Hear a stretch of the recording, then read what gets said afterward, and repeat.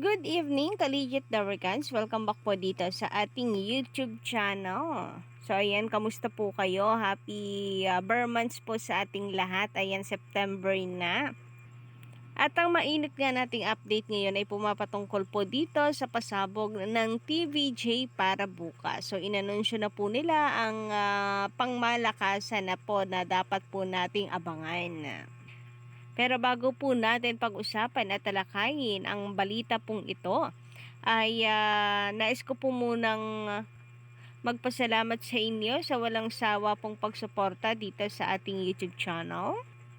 So, thank you so much sa lahat ng nandito ngayon na nakatambay sa ating munting YouTube channel at nakikinig sa atin ngayon. Of course po sa ating mga masusugid na taga-subaybay na talagang nakaabang po sa ating mga daily updates. So narito na naman nga po ang inyong gandara, ang inyong Collegiate Dawarkans na maghahatid sa inyo ng mga latest na balita.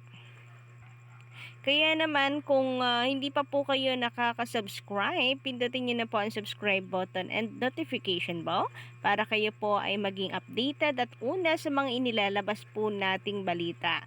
Basta may kinalaman po sa TVJ and Legit Dawarkans, sagot na po natin yan lahat at hindi po natin palalagpasin ang mga balita. So, shout out nga po natin ang atin pong mga commentor and Collegiate Dawarkans na si Cedric sa Vilos. Maraming salamat sa inyong pagkokomento. Saan at kailan? Nakakatawa naman sila. So, yung ratings po kasi ipinagmamalaki nung kabila. Eto na. Inunahan na po nila sa 3 weeks na raw nangunguna.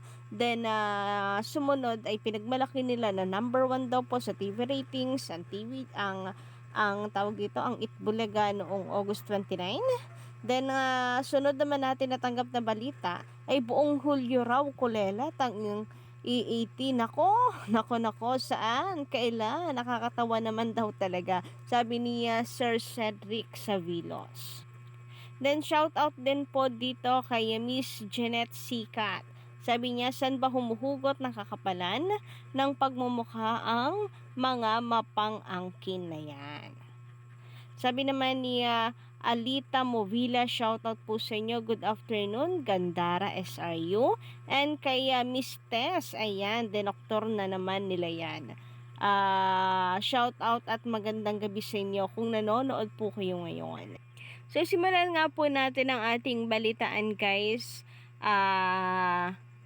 Sa online views ng TVJ kanina. So, meron po silang, ilan nga ba ito?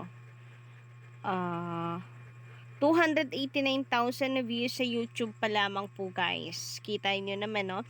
174 sa TV5, then 115K sa TVJ. After po ito ng kanilang live. Hindi na po natin pinalagpas pa sapagkat, mahirap na. Bigla po kasing nawawala. Nadidelete po agad o napa-private agad yung kanilang live. Kaya naman na in-screenshot agad natin yung kabuuan. So, 200 plus, 289. YouTube pa lamang yon. Kaya hindi nakakapagtaka, no, na 700 plus ang nakuha pong online views ng TVJ ngayong araw po ng Setyembre. Samantala, narito naman po ang pasabog na dapat daw po nating abangan.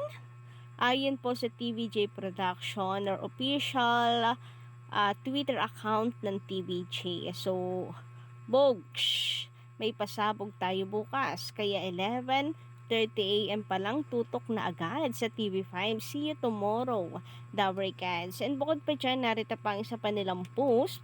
Let's go! Bukas na ang pangmalakasan na kantahan sa ating Sing-It weekly finalist. Grabe, ang gagaling po ng ng mga Sing-It finalist po nila. Grabe po yan, kaya kailangan po nating abangan para malaman ang magaganap bukas. So ito nga, abangan sina Sammy Rascal, Joy Apple Peralta, Jean Rilon, Charmaine Valenzuela at Pilipinas. So, ayan, 11:30 a.m. pa lang, tutok na sa TV5, See You the Barricades. And, 11:30 guys ha, kasi Sabado po. Alam naman po natin pag Sabado, 11:30 po nag-start. And kapag Sabado talagang nandito po yung pasabog po parate ng TVJ. So parang extra special po parating episode tuwing Sabado. Kaya naman na sure po yan may inihanda ang TVJ po sa atin. Ayan, inanunsyo na nga po nila na meron po tayong dapat na abangang pasabog.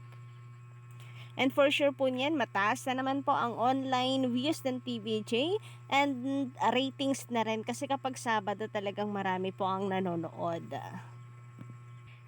And syempre bukas, isa rin sa inaabangan po ang Sugod Bahay mga kapatid kasi gusto nilang malaman kung magpapatuloy po ang palaro nitong si Mayor Jose or may bago pa po silang mga pakulo na gagawin. So, mas lalo pong naging kaabang-abang ang segment ng Sugod Bahay mga kapatid ng EAT. Meron nga po nga nagre-request na sana raw po ay dagdagan pa yung mga palaro para mas marami daw po ang mabibigyan ng papremyo dito sa Sugod Bahay. Nako, mamaya po niyan, may manggagaya na naman. Nako, alam ko na, mamaya, i-issue na naman po nila si Mayor Jose. Alam niyo naman, mga bashers na yan. Hahanap at hahanap po yan. Ikakasira ng TVJ nila Mayor Jose kasi sikat na po ngayon si Mayor Jose Manalo, ang mayor na walang katalo-talo dahil ipinanganak na Manalo. Samantala, ayon naman sa komento ni Miss Mendoza Jovi, number 1 kasi ang EAT sa TV rating kaya lahat sinisisi sa EAT. Totoo yan. Porque ba number 1 parate ang TVJ, feeling nila dinadaya na sila ng TVJ, ganun ba yon? Grabe naman nga po yon. Hindi ba pwedeng sadyang malakas lang ang TVJ? Kasi proven naman na po yan. Kahit nung nasa GMA7 pa ang TVJ and Legit Daricans, lagi naman po silang nangunguna. And kita nyo naman kung paano po suportahan ng mga netizen, kung paano kainat ang suporta ng mga tao sa TVJ. Hindi nakapagtataka na maging number 1 sila. Kaya wag niyo pong sisihin ang EAT sa mga pangit pong pangyayari sa inyo pong sinusuportahang noontime show. Sabi pa niya dito, kahit valid ang violation ng fake EB at its showtime, sinisisi ng solid kapamilya at solid kapuso ang EAT. Yon ang masaklap na katotohanan din. Sa fake EB, may 3 violations. First violation ay ang wardrobe malfunction at nabigyan sila ng warning. May second violation na hindi ni-reveal ni Lala Soto sa interview ni Ogie Diaz. May third violation, yung sinabi accidentally ni Cassie recently. Grabe nga yun Although siguro nga sabi hindi sinasadya. Pero sabi nga ni Mayor Jose Manalo, 'di ba? Kesyo sinasadya or hindi, kailangan na ay magpakumbaba at humingi ng tawad. And sinasadya or hindi ay kinakailangan bigyan ng aksyon. Kagaya ng ginawa po ng MTRCB kay Wally Bayola, binigyan po ng aksyon, sinasadya man o hindi, di ba? At the same time, binigyan din ng aksyon nila Mayor Jose at ng EAT show. Dahil hindi sila pumayag na hindi po magpa-public apology itong si Wally Bayola.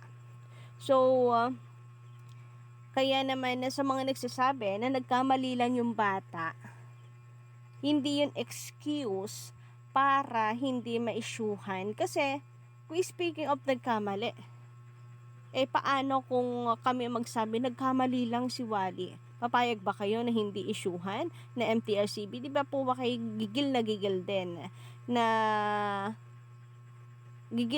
din na parusahan? Itong si Wally, gusto nyo nga i-terminate gusto nyo nga isuspinde 'di ba? So kung kami po ang mga tuwira noon, ay nagkamali lang din si Wally. Papayag ba kayo?